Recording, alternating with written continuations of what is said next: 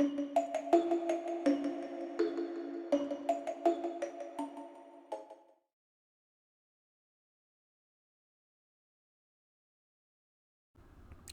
guys, it's Mistress Nightmare here, and I'm sorry I haven't been posting a lot of videos lately due to me having a hectic work schedule for the past couple of weeks, so hopefully I could be able to change that. And a lot of thanks for those who commented on which stories that you guys want me to reread or new stories that I should really look into, such as someone asking for a rake romance story.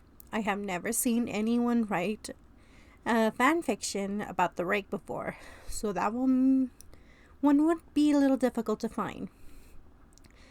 And for the one who wanted a three-way romance, Masky and Hoodie Love Story to be reread, that's the first one that's going to be up soon in the next coming of weeks. Again, this is another Yandere short story, and it is part 2 of You-re-Mine-Yandere-Hoodie. Before we get started, there are several warnings from the story, such as yanderiness, ownership, slight swearing, sexual contact, hoodie, and slight disturbing. And this is a message from the author. You have been warned. Don't bitch to me. If you do, I'm going to forget about you and not care. Read beyond this point. I did not make it for you, so shut the fuck up. Do not sniff around me. I write what I want, so suck it hard. And this was a message or warning by the MadameBlackSpades. Anyway, before I get started on part 2 of this one-shot story, I do apologize that I don't remember the name for the specific character, so she'll be getting a brand new name along with the boyfriend. I do apologize. Anyway, let's get started. The last thing I felt was his lips. The last thing I smelled was blood. The last thing I tasted was his tongue. The last thing I saw was him. And the last thing I heard was him. He said, "You are mine." What did I do to deserve this? I thought, where am I? I do remember that I was watching my boyfriend, Max, and the elder left us some water, and we drank it and we both blacked out. I remembered that I was tied to a pole, my hands in the hands of a murderer that killed my boyfriend, Alex, or Matt. And now he kidnapped me, saying that I belong to him. But what happened after that? He drugged me, only taking me to a better place where he kissed me with those chapped lips of his. The best that he didn't inflict me was his delusion venom of marriage, of so-called love.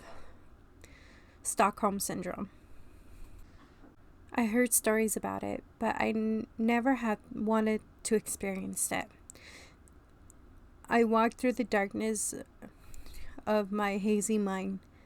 My numb stupor was able to see through the crack of my lids. They were blurry, so it was no use to bothering for now unless seen. Sunrise was coming.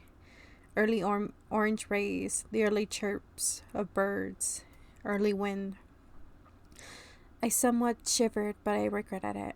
My captor was carrying me bridal style and snuggled me closer to his chest.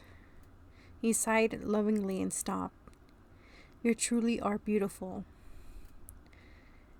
Marie."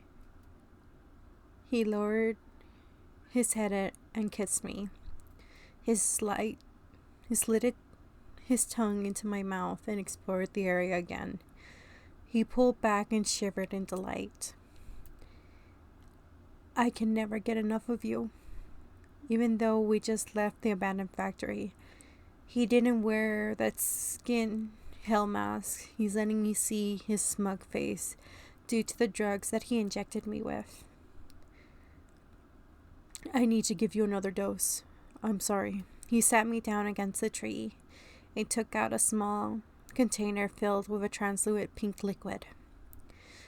My neck shot of memories of the syringe from earlier, the muscles clenching into one another as he got out a same one.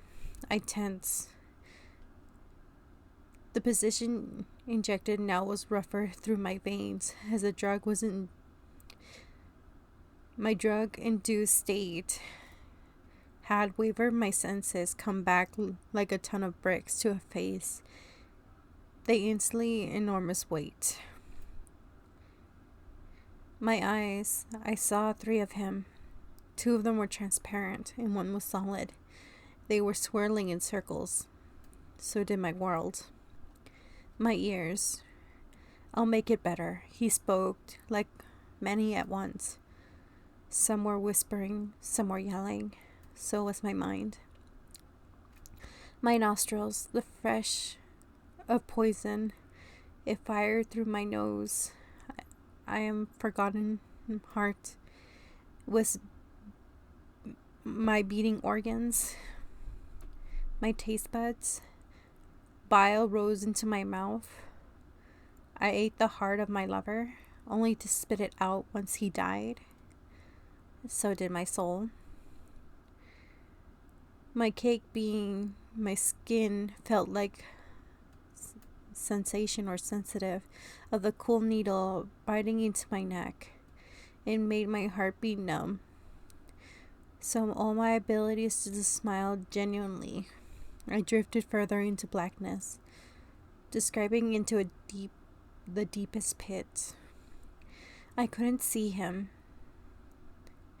I couldn't hear him. I couldn't smell him. I couldn't taste him. I couldn't feel him. I fell into unconsciousness. I crumbled into my heart.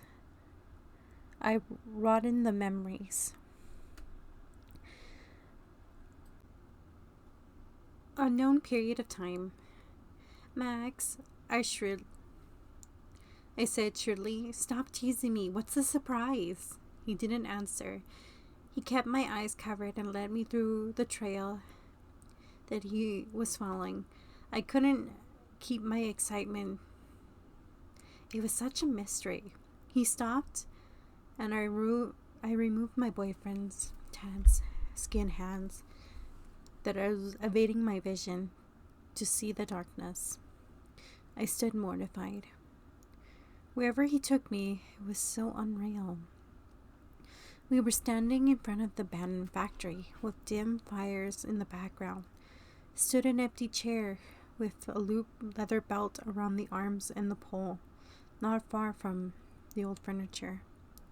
A big red faded splotch of an unknown substance stained permanently on the floor and chair. Also, there was a small pike on the ground with the same colored hue. Max? What the? I turned around and saw he was no longer there in front of me. I looked back and I saw him strapped down to the chair, with the hooded man beating him with that pike. I gasped. I whispered the occurrence in my head. My pulse was pounding. Steam was pouring like hail. I closed my eyes. When I reopened them, I was tied to the pole in my undergarments. The man was still beating my boyfriend, Max, mutilating him, stuffing him like a turkey with rats, ripping him apart from the inside. Then he turned towards me. A small crackling of fire blew into a crazy inferno, burning circles around us. The beams were collapsing, the walls were crumbling, and the floor was disintegrating. I stared at his eyes. They were glowing red, hell-kind eyes. I shot out of bed, fingers grabbing on the blanket like a lifeline. I was gasping for air. It was clawing away down my throat. The door opened, and the man into the room with a tray of food. Darling, you shouldn't be sitting up so quickly. If not, your heart's going to shut down, he lectured. I turned to him, my eyes poured. That was no dream. It was a memory, a horrible memory. I sniffled loudly as he laid the metal plate on the dresser and scooted closer to me. He wasn't wearing his mask nor clothes. He was only in a pair of boxers. He had light brown hair, hazel eyes, almost pale skin. He wrapped an arm around me and pulled me closer to him. Shush.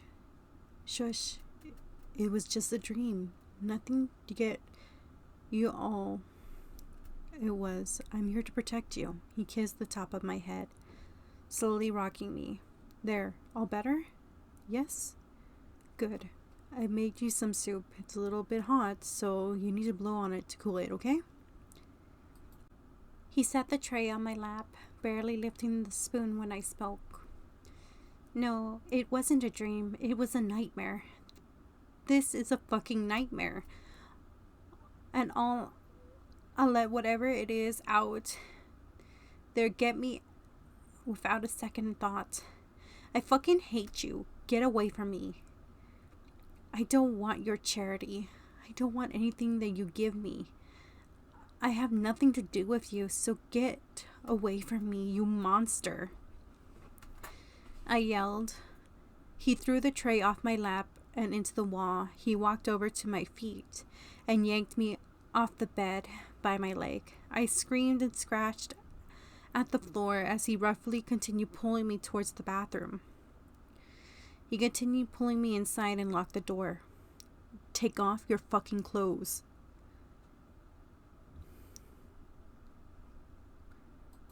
Marie, and get your ass in the shower, he pointed. I shivered at the tone and did what he said, blushing as I slipped off the remaining of my clothes. He took off his boxers and grabbed my wrist. Get on your fucking knees, bitch. He stepped me down to my joints as he went behind me. Say, Brian, please fuck me in the ass and beat me with your pike, he hissed. No, I whispered as tears ran down my cheeks, understanding his intentions. I felt a hard slap on my behind as more salty liquid stuck to my eyes. Say it. No. Another slap. Say it. No. Another slap.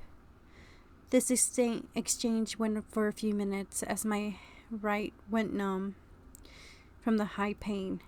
Say it. Okay, fine. Brian, please fuck me in the ass and beat me with your pike. I whispered. My face was a tomato red due to the heat of our two bodies and the high blush making him make me say that line. He chuckled and massaged the strained area with his hands. You like this, don't you? Sure you do. You love everything I've done for you. And I'll make sure you will be limping for the next week, he said in a deep sexual or seductive tone. Ryan rubbed the red hand mark for a couple more minutes and straightened himself against my butthole. I'm sorry, Max. I'm so sorry. Please, forgive me.